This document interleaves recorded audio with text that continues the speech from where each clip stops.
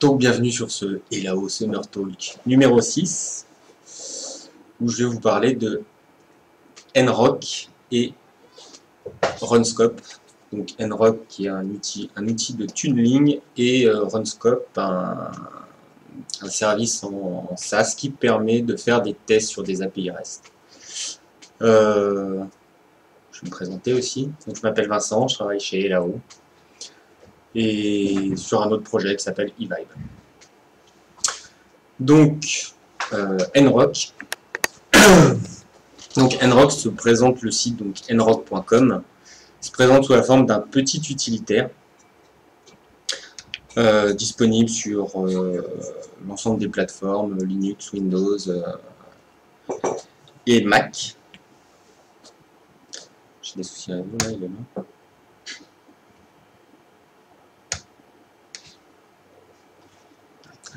Bref, c'est un outil gratuit.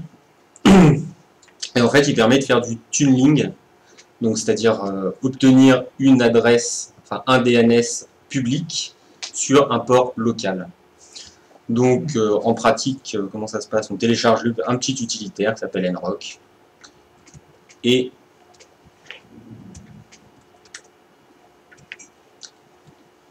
on va pouvoir lui spécifier le port qu'on souhaite exposer. Donc si je choisis par exemple d'exposer le port 80, je vais lancer nRock 80 et il va me donner une adresse temporaire. Donc on voit ici, ainsi qu'une autre en HTTPS, donc qui est mappée sur mon localhost en port 80. Donc si je me rends à cette adresse, en principe, je devrais avoir mon port 80. Voilà. Un des gros avantages qu'il présente, c'est qu'il permet aussi d'introspecter les connexions qui passent. Donc c'est automatiquement quand on le lance en fait. Si je le relance sur, je vais le lancer sur un autre port.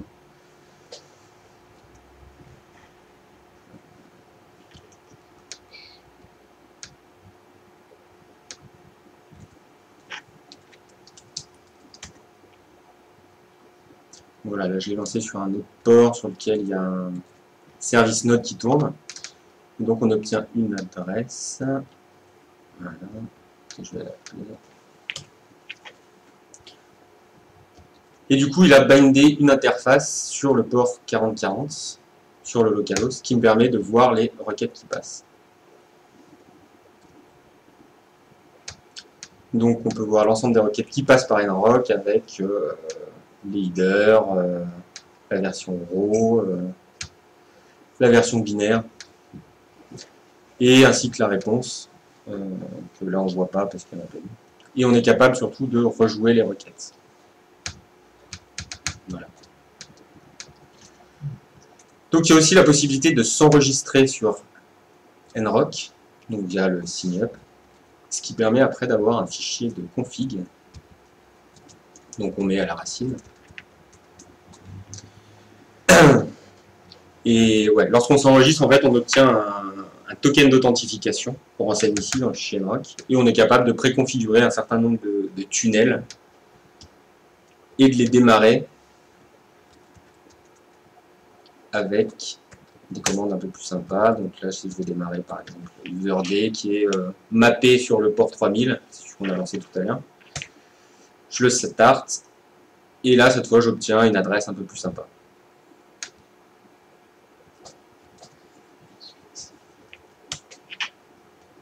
Voilà. Donc voilà en gros pour nRock. Donc c'est vraiment un moyen simple d'exposer des ports locaux pour je sais pas, faire des tests à des clients ou un peu n'importe quoi. De façon relativement simple. Et puis c'est gratuit. Même quand on s'enregistre, c'est gratuit. Après il y a des options payantes qui permettent il me semble, d'avoir ses propres noms de domaine au lieu d'avoir des tunnels avec des DNS sous la forme client.nrock.com. Et donc l'autre outil que je voulais vous présenter, qui était Runscope, dont nous on sert justement avec nRock pour pouvoir lancer donc Runscope qui est un utilitaire SaaS pour faire des tests sur des API REST, qui a donc besoin de pouvoir accéder à des API qui sont exposées publiquement. Nous, on s'en sert justement avec nrock pour exposer nos API et pouvoir lancer des tests via Runscope dessus. Donc, le principe de Runscope, donc c'est runscope.com. On l'envoie automatiquement sur mon dashboard. Bref, il va présenter un dashboard et on va avoir une notion de hiérarchie avec des ensembles de tests, en fait, des groupes de tests. Et notamment la notion de bucket, donc on peut créer, qui regroupe un peu des tests relatifs à un projet. Donc nous, par exemple, on a le bucket eVibe. Et dans ce bucket, on va pouvoir créer des collections de tests. Donc une collection de tests, ça va être quoi? Ça va être un enchaînement de requêtes qui peuvent être interdépendantes pour faire réaliser un ensemble de tests. Donc, ça vient casser? Non, ça va. Donc par exemple dans notre bucket eVibe, on a une collection de tests qui s'appelle UserDay Registration et qui va contenir un ensemble de requêtes qu'on va exécuter dans un ordre défini sur une API REST. Donc, comment ça fonctionne? C'est que globalement, on va aller éditer les requêtes qu'on souhaite effectuer. Donc, par exemple, un post sur... donc, là, on voit une variable, je vais y revenir après. Donc, pour tester des enregistrements, l'ensemble des paramètres, bref, tout pour définir une requête en tant que telle. Et dessus, on va pouvoir tester des assertions. Donc, est-ce que le statut code, par exemple, c'est bien 400, c'est bien une erreur? Oui. Est-ce que le core JSON de la réponse contient bien l'erreur email invalide? Et on va définir donc un ensemble de requêtes comme ça. Et on va pouvoir les runner pour lancer en fait des tests. Donc on voit qu'à gauche, dans la petite barre, il nous indique la liste des tests qu'il est en train de runner. Et on peut les voir se remplir au fur et à mesure. Voilà, donc les assertions passent. Et on a à chaque fois le détail. Donc la requête est partie, la requête qu'on avait configurée, la réponse de l'API, et il vérifie toutes les assertions ici. Donc là, tout va bien, l'ensemble des tests passe. Donc la grosse force en fait de Runscope, c'est d'avoir cette notion de variables, de scripts, qui vont nous permettre en fait d'initialiser un certain nombre de paramètres et aussi de pouvoir construire des requêtes en fonction du résultat des requêtes précédentes. Ce qui est assez utile pour ce qui est de l'authentification, ce genre de choses. Et là, on va avoir donc la possibilité de gérer des variables au niveau du bucket lui-même. Donc c'est des variables qui seront disponibles sur l'ensemble des collections de tests contenues dans le bucket. Donc par exemple ici on a un ensemble de variables qui sont définies, qui permettent d'interroger notre API. Et donc toutes ces variables seront disponibles dans les tests. Et on va avoir aussi des scripts, la possibilité de faire des scripts pour faire un certain nombre de choses, charger des nouvelles variables. En l'occurrence, nous on s'en sert pour charger des variables avec des contenus aléatoires. Donc pour tester des emails valides, pour en avoir plusieurs, des titres. Et ce script, en fait, il va être exécuté par Runscope avant le lancement de chaque collection. Donc les variables qui seront rajoutées par ce script seront disponibles aussi dans l'API. Donc, on a ces fameuses settings qui sont les variables et les scripts au niveau du bucket lui-même.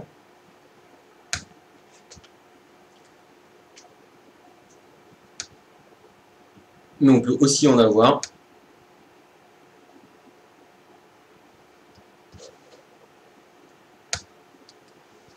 au niveau de la collection. Donc on peut encore rajouter des variables spécifiques à une collection donnée. Donc là, il indique que ça, c'est des variables qui sont prédéfinies sur le bucket. On peut rajouter des variables un peu comme on veut, et au niveau, cette fois-ci, de l'ensemble de la collection. Donc c'est vraiment hiérarchique. Bucket, collection, test. Et idem pour les scripts, un script spécifique à une collection.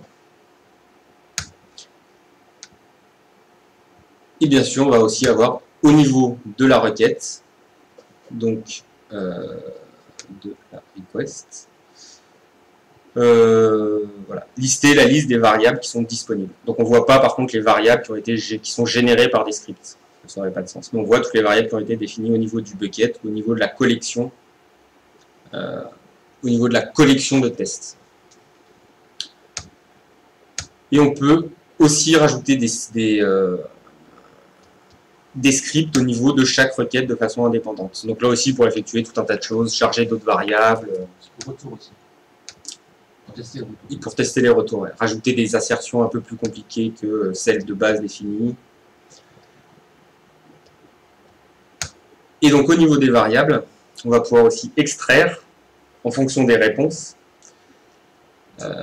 des différentes requêtes, on va pouvoir extraire des données et les charger dans des variables pour pouvoir les réutiliser sur les variables suivantes. Donc là-dessus, sur ce test-là, il n'y en a pas. On doit en avoir un ou un.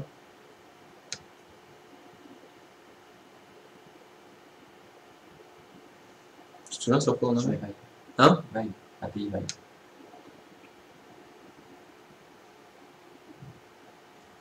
En plus, tu supprimes un truc que tu as créé, par exemple. Voilà, donc, bah, celle-là, c'est dans la création. Donc là, dans une autre collection, on a une requête qui part, qui va créer un objet. Dans les variables, on va être capable d'extraire, donc évidemment, c'est si le test a réussi, on va être capable d'extraire du body un certain nombre d'informations et les charger dans de nouvelles variables qui seront disponibles, en théorie, dans la requête suivante. Donc là, on voit par exemple qu'il y a une variable qui s'appelle VibeCreateID, qui est l'identifiant d'un objet. Et c'est cet identifiant qu'on va réutiliser ici pour notre seconde requête. Donc ça permet vraiment de pouvoir tester de façon assez complète des API REST via un enchaînement de requêtes qui sont interdépendantes en fait. Donc on avait cherché pas mal d'outils et c'est celui qui avait l'air le plus complet et qui évolue pas mal. Donc ils ont aussi rajouté un ensemble de métriques qui permet de mesurer la performance des calls aux API. Donc c'est un outil qui continue d'évoluer. Donc les métriques de temps de réponse en fait. Ben voilà, la présentation est faite. Je ne sais pas si vous avez des questions. Il y a des limites au niveau de la gratuité de RunSpot. Ouais, alors les limites, je vais déconnecter.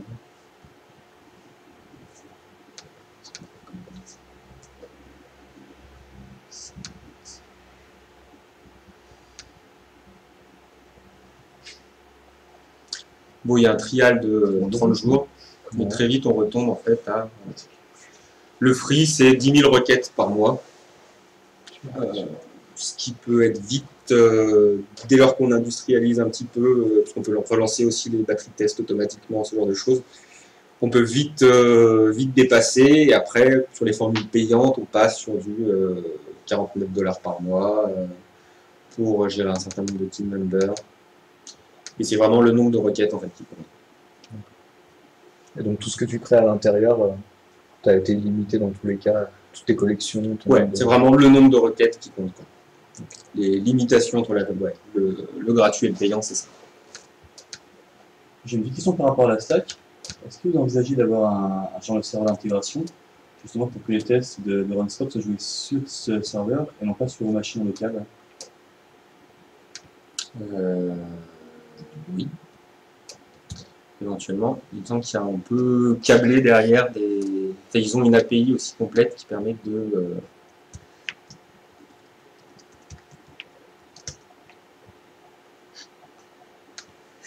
Tu te souviens des accès, Guillaume? Je te laisse.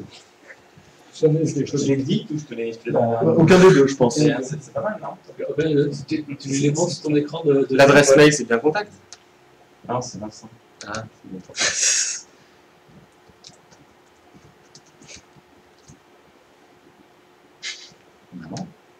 Non, mais attends, je crois que c'est bon.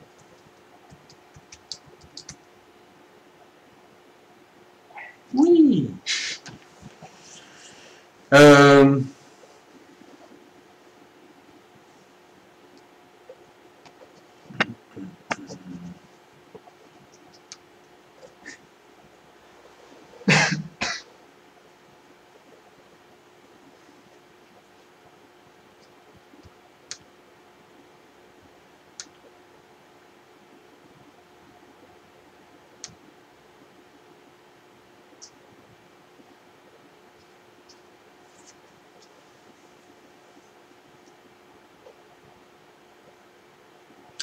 Ouais, voilà, donc il y a un système de trigger pour lancer les tests, justement. Et la possibilité de recevoir les résultats des tests, soit par email, soit via des webhook notifications. Donc c'est-à-dire on va lui setter une URL et on devrait recevoir les résultats de tests. Donc si jamais après on veut intégrer ça dans d'autres outils d'intégration continue, ça doit être possible assez facilement. C'est quoi les services que tu avais dessous encore? Tu pouvais caler C'est juste de webhook. sur les câbles. Ouais. C'est les webhooks. Je connais pas les mots. Jenkins. Ça va, ça va, Kato, Kimi.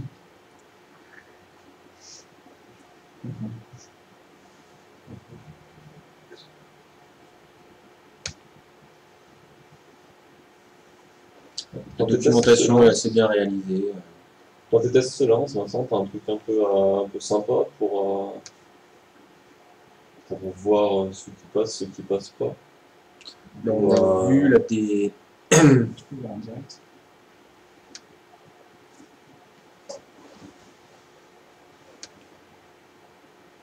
Tu as cette interface en fait où il va te vérifier toutes les assertions en vert si elles passent, en rouge si elles passent pas. Donc là on a de la failure. Et en live, t'as quelque chose ou pas?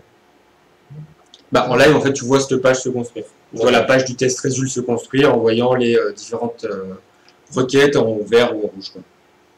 Okay. Et là t'en as une qui a raté et dit pourquoi il a raté. Donc pour chacune de tes assertions, on dit bah non, le code retour attendu c'était 200 et j'ai eu une 400.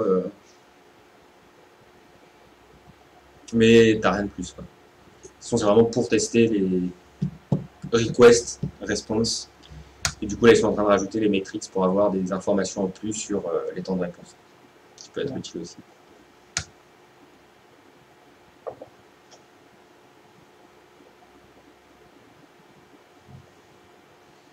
Suite. Autre chose? Non. D'accord. Ça a l'air cool. Hein? Ça a l'air cool.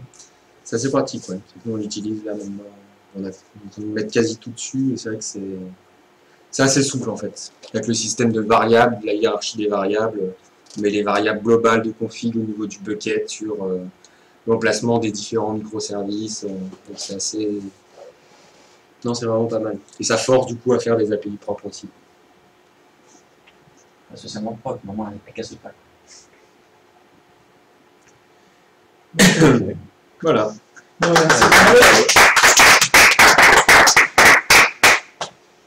Petite question bonus. Est-ce que tu as envie de voir quelqu'un pour les prochains Hello Smart Talk? Pour des Bien sûr. prochains. Nomme ton fond. Je peux désigner quelqu'un, Ouais. Mais il n'est pas obligé d'accepter, mais. c'est vrai? Mais que tu nous conseilles. Qui c'est qui en a pas fait là, jusqu'à maintenant? Forcément, c'est une idée. Se dénonce. C'est genre une personne que. Enfin, même pas là, tu vois, enfin, n'importe qui. Un orateur que tu apprécies particulièrement. Ça peut être Charlie Theron. Bah, Gawain par exemple. J'étais sûr. Gawain, par exemple. Gawain Fair sera Gawain nominé. Fair. Donc voilà. Les absents ont toujours fait. Donc on note. Ok. Bah écoutez, merci d'avoir suivi. Ouais, merci pour ceux qui ont suivi. Je sais pas si on a.